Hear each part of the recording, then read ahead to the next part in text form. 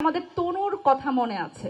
আমরা 2016 সালে তখন এই তনু হত্যার বিচার নিয়ে কিন্তু আমরা অনেক উচ্চবাচ্য করেছি, এরকম অনেক সভা সমাবেশ হয়েছে, রাস্তা বন্ধ করে আন্দোলন হয়েছে, কিন্তু আজকে কিন্তু 10 বছর হয়ে গেছে, কিন্তু এই আদালত থেকে কিন্তু এখনো চার্জশিট আসেনি।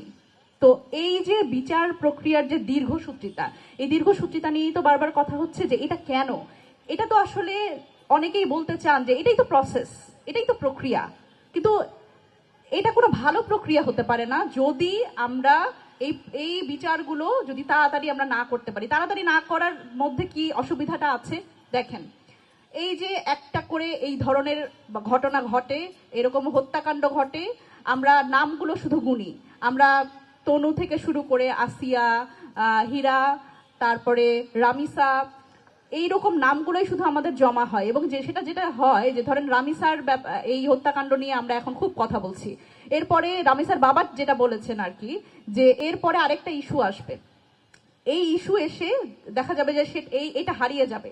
সুতরাং এটি যদি দীর্ঘ সময় আমাদের মানসপটে না থাকে, আমরা কিন্তু এটা নিয়ে আবার কোনো সভা সমাবেশ করব না খুব সহসাই, কারণ আমরা জানি যে বিচার চলছে। তখন আবার বলা হবে আমাদের যে সাবজুডিস ম্যাটার, যেটা প্রক্রিয়াধীন আছে বিচার, সেটা নিয়ে আপনারা কেন কথা বলেন, এটাও তো আমাদের বলা হয়। কিন্তু এই প্রক্রিয়াটা ঠিক কতদিন চলবে, এই জিনিসটা তো আসলে সমাধান হওয়া দরকার। যেই একটা দেশে আইন কেন হয়, বিচার কেন হয় বলেন তো? জনগণকে ভয় দেখানোর জন্য, যে দেখো তোমরা যদি এই ধরনের ঘটনা ঘটাও তাহলে কিন্তু তোমার এই শাস্তি হবে। এটাই তো মূল কথা, তো এইটাই যে শাস্তি প্রয়োগ করা হয়, আইন প্রয়োগ করে শাস্তি নিশ্চিত করা হয়, যাতে আরো 10টা মানুষ এই সম্ভাব্য অপরাধটা করার থেকে বিরত থাকে। তাহলে এই যে এই কারণটা, বিচারের যে উদ্দেশ্যটা, সেটাই তো ব্যাহত হচ্ছে। যখন আমি দেখছি যে বহুদিন ধরে এই বিচার প্রক্রিয়াটার জন্য মানুষ, যখন আসলে এটা রায় হচ্ছে তখন মানুষের মাথার মধ্যে ওইটা নাই, মানে মানুষের মাথার মধ্যে তনু হত্যার যে তখনকার সেন্টিমেন্ট, সেই সেন্টিমেন্টটা এখন নাই। তার মানে এই ঘটনাগুলোর পুনরাবৃত্তি হচ্ছে। আসিয়াকে যখন ধর্ষণ করে হত্যা করা হলো, তার গলায় ফাঁস দিয়ে হত্যা করা হলো, তখন কিন্তু আমরা যেভাবে করে সেই ঘটনার সাথে কানেক্টেড ছিলাম, সেরকম কি এখন আছি? এখন কিন্তু সেই রকম করে আমরা এই ঘটনার সাথে কানেক্টেড নাই। এখন আমরা রামিসাকে নিয়ে যেইভাবে করে ইমোশনালি কানেক্টেড আছি, আমরা এই ছবিগুলো, রামিসার যেই খণ্ডিত মস্তকের যে ছবি, এগুলো আমরা রাতে ঘুমাতে পারছি না। এইরকম অবস্থা আমরা কি আজকে থেকে 2 বছর পরে আমাদের মানসপটে থাকবে না, কিন্তু বিচার কিন্তু এরকম দীর্ঘায়িত হচ্ছে। সুতরাং এই যে ভয় দেখানোর যে ব্যাপার, আইন প্রয়োগ করে বিচার নিশ্চিত করে ভয় দেখানো জনগণকে যে সম্ভাব্য অপরাধ থেকে বিরত রাখা, সেটা সম্ভব হচ্ছে না। সুতরাং বিচার প্রক্রিয়ার যে লক্ষ্যটা, সেটাই আসলে নিশ্চিত করা যাচ্ছে না। সেই জায়গা থেকে আমি বলতে চাই যে এই যে দীর্ঘসূত্রিতা, এটি আসলে বন্ধ করতে হবে। এবং কিভাবে আসলে করবেন, এটা অনেকেই বলবেন যে এটা আইনি প্রক্রিয়া, এটা এভাবে সময় লাগে, নানান চার্জশিট, রিপোর্ট, এইসব হচ্ছে একসাথে করতে হয়, কিন্তু সেটা আপনাদের ব্যাপার, সেটা আমি আইনজ্ঞ না, আমি বলতে পারবো না, এটা ফুয়াদ ভাইরা ভালো জানেন। কিন্তু এইটা কম সময়ের মধ্যে, অন্তত 6 মাসের মধ্যে, যেটা অন্তর্বর্তীকালীন সরকারের সময় আমরা দেখেছি 90 দিনের মধ্যে একটা রায় এসছে, এবং এটা একটা সময়ের মধ্যে, একটা নির্দিষ্ট সময়ের মধ্যে এটা সম্পূর্ণ করতে হবে, এবং মানুষের ভুলে যাওয়ার আগেই সম্পূর্ণ করতে হবে। তাহলেই যদি এই ধরনের একটা দৃষ্টান্তমূলক শাস্তি আমরা নিশ্চিত করতে পারি, একটা আমরা প্রেসিডেন্স যদি সেট না করি, এই জিনিসগুলো আসলে বন্ধ হবে না। সুতরাং আমার মনে হয় যে এই জায়গাতে আমাদের আসলে দল মত নির্বিশেষে প্রত্যেকের এই জায়গায় আসলে কথা বলার একটা দায় আছে। আপনি একজন সাধারণ নাগরিক হতে পারেন, আপনারা এখানে অনেকেই এসছেন জাস্ট আউট অফ কিউরিওসিটি, আপনারও এখানে দায় আছে, কারণ আপনার ঘরের যে সন্তান, আপনার ঘরের যে নারীটা, তিনি আজকে এফেক্টেড না, কিন্তু কালকে তো এফেক্টেড হতে পারে।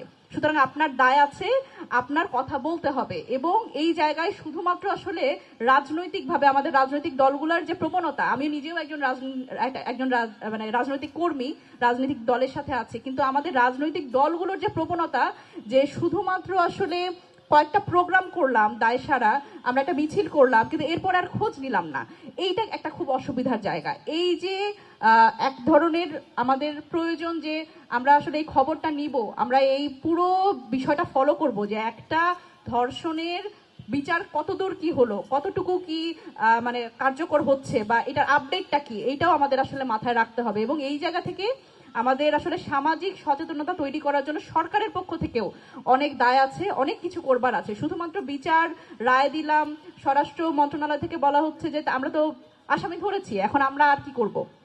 আমাদের তো এখানে কোনো গাফিলতি নাই, কিন্তু আমাদের বুঝতে হবে সরকার তো আসলে শুধুমাত্র স্বরাষ্ট্র এবং আইন মন্ত্রণালয় না, এখানে আরো অনেক কিছু করবার আছে। সচেতনামূলক কর্মসূচির মাধ্যমে একটা সামাজিক সচেতনতা তৈরি করতে হবে, কারণ এটা একটা সামাজিক ব্যাধিতে পরিণত হয়েছে। আমি বারবার করে বলি যে সামাজিক সমস্যা কোনোভাবে রাজনৈতিকভাবে সমাধান সম্ভব না। সুতরাং আমাদের এই নারী নিপীড়ন, শিশু নিপীড়ন এবং এই সব ধরনের নিপীড়ন এখন তো নারীর মধ্যে নাই, এখন আসলে জেন্ডার বেসড নাই। আসলে আমরা যখন যদি আব্দুল্লাহর কথা বলি, আমরা দেখলাম যে সে অসংখ্যবার ধর্ষণের শিকার হয়েছে একটা মাদ্রাসায়। সুতরাং এইরকম আমরা এটা আমরা জানি, কিন্তু আমাদের না জানা আরো অনেক ঘটনা আছে, এবং এই ঘটনাগুলো সামনে আসে না কেন জানেন? সোশ্যাল একটা ট্যাবও আছে আমাদের, সেটা হচ্ছে যে মান সম্মানের ভয়। কিন্তু আমি তো ভিকটিম, আমি একটা নির্যাতনের শিকার, আমার কেন লজ্জা থাকবে? এই জায়গাটাতে একটা সচেতনতা তৈরি করতে হবে যে যে আসলে একটা নিপীড়নের শিকার তার কোনো লজ্জা নাই, লজ্জা হচ্ছে তার যে অপরাধী। সুতরাং সেই জায়গা থেকে আমাদের বিভিন্ন দল মত সবার আসলে নিজেদের জায়গা থেকে নিজেদের দায়টা আসলে আমার মনে হয় পালন করা উচিত, দায়িত্বটা পালন করা উচিত। তো সেই জায়গা থেকে আমি মনে করি যে এই ধর্ষণ বিরোধী নাগরিক নেটওয়ার্কটা সেই জায়গাতে কাজ করবে ভবিষ্যতেও। আমরা চেষ্টা করব যে এই সামাজিক রাজনৈতিক দল, সামাজিক সংগঠনগুলোর একটা সম্মিলন ঘটবে এই ব্যানারে। আপনাদের সকলকে অসংখ্য ধন্যবাদ। ঈদ আসবে, সাথে ক্যাশব্যাকও আসবে। নিজের বা প্রিয়জনের জন্য কেনাকাটায় এবারও নগদ পেমেন্টে পাচ্ছেন দারুণ ক্যাশব্যাক। তাই যাই কিনুন, পেমেন্ট করুন নগদে। ঈদ আসবে, সাথে ক্যাশব্যাকও আসবে। নিজের বা প্রিয়জনের জন্য কেনাকাটায় এবারও নগদ পেমেন্টে পাচ্ছেন দারুণ ক্যাশব্যাক। তাই যাই কিনুন, পেমেন্ট করুন নগদে।